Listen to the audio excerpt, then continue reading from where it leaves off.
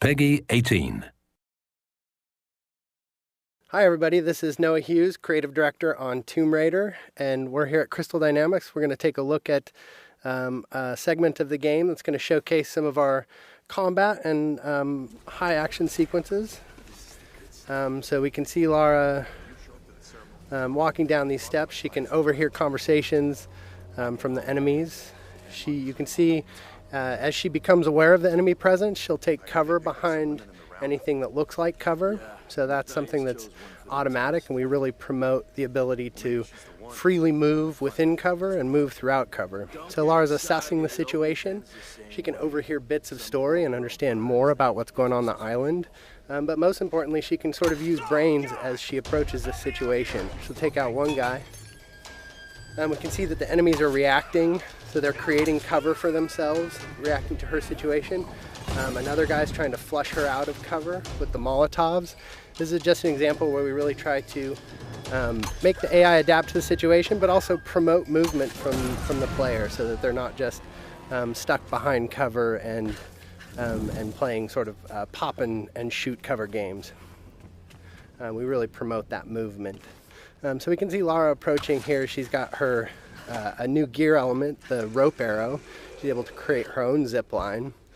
And with the shotgun and the zip line, she's now back to an area she had been before, but able to access spaces that she had never been able to get to. Are you there? I'm here, Sam.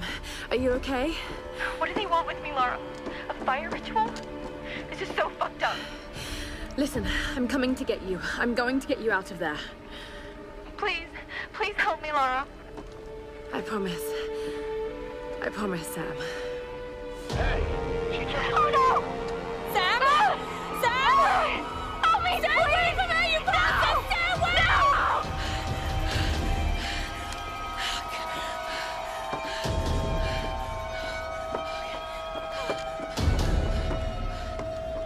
So we can see that Lara's friends, in particular Sam, is in trouble, and she has a very clear goal now, which is to make her way to the scavenger fortress where Sam is being held. So she knows that's down at the bottom of the mountain, and she's going to find a way down.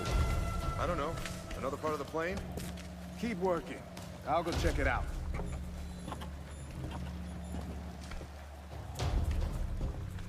Again, often the best strategy is to sort of assess the situation before you jump in with guns blazing. Of course, you're always welcome to just open fire, but the game really promotes sort of that tactical approach in some situations. So Lara's able to wait till she has a clear vantage of the situation without being spotted by the enemies. She sees an opportunity in the fire, and she's able to open combat by really decimating the enemies with the environmental opportunities and then finishing off any stragglers. Now, last time we showed this space, we took the left route, and this is just an example of a forked path where you can see them coming up the path that we would have come down naturally.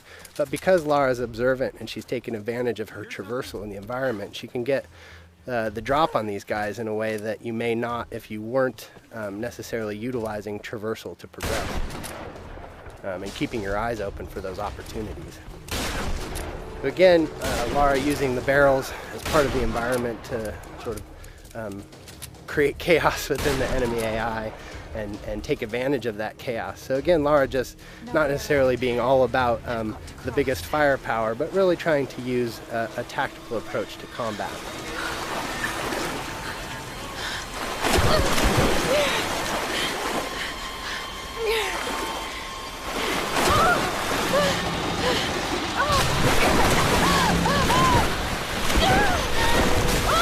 As is often the case, Lara's intended path down the mountain isn't necessarily where she ends up. So we could see an example of sort of a brutal death as Lara misnavigates the situation in the flood here. And we try to create these spikes of intense moments where maybe plan A doesn't pan out and Lara's forced to deal with plan B. And you can see her shooting out barriers with the shotgun. This is another example of us trying to use gear acquisitions as something that provides new skills in the environment beyond just combat.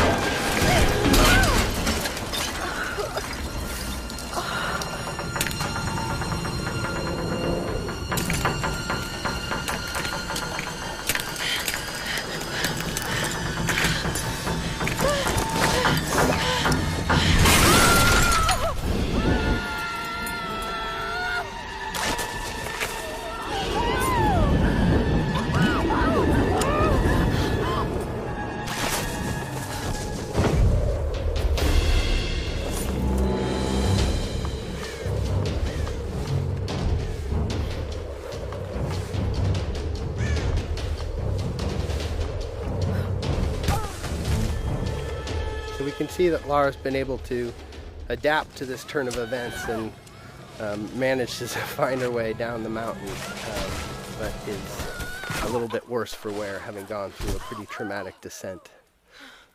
So we see Lara sort of shaken from the experience, and ultimately this is really just awakening injuries that have started since the beginning of the game. You can see her side is already bleeding from experiences she had when she first washed up on the island, and that's just been made worse by her traumatic descent.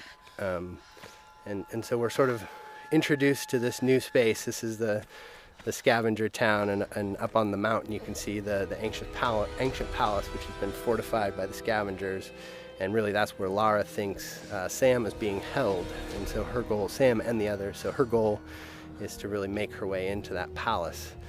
But you can see that she really is sort of feeling the effects of the fall, and as she stumbles her way into this new space, we realize that Lara is indeed worse for wear and has limited traversal capabilities. So you can't necessarily climb from roof to roof like you might if you were in the best of health. So Lara is really forced to sort of in a position of vulnerability to sneak her way towards the medical chopper that she saw, and hopefully find some supplies that are going to help her deal with her current situation. I don't know what you're talking about. Please.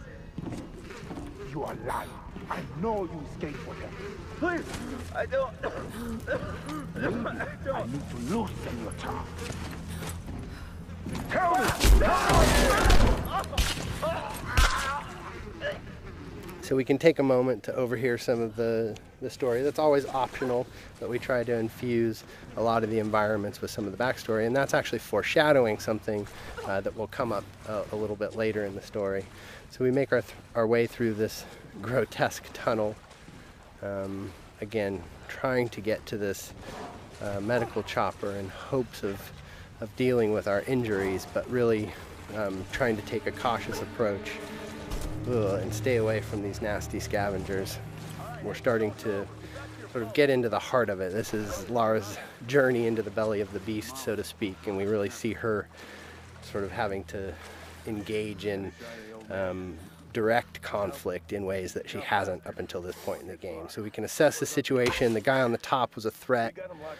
We see an opportunity with a barrel to soften up the enemies here, but this is an example of a trap. Lara stepped in the wrong place and ended up strung upside down, and that's just trying to keep the player on edge. We have the enemies, the scavengers, really having a presence on the island here, almost a guerrilla approach to combat, where they sort of take advantage of their home court.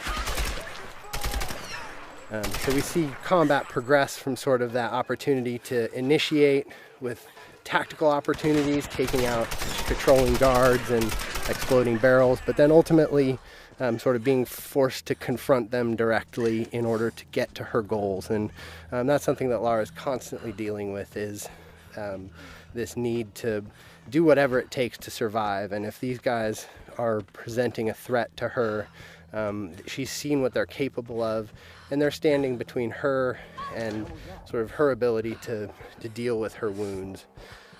So we're making use of cover in combat. Again, this is the soft cover or fluid cover system that really allows Lara to easily slide in and out of cover without really necessarily sticking in place, and celebrating that ability for Lara as a character to make use of her athleticism and movement as she takes on the combatants on the island. So with our piece of gear, our rope arrow, we've been able to pull our way into the crash chopper here, which is where Lara hopes to find something to deal with her injuries.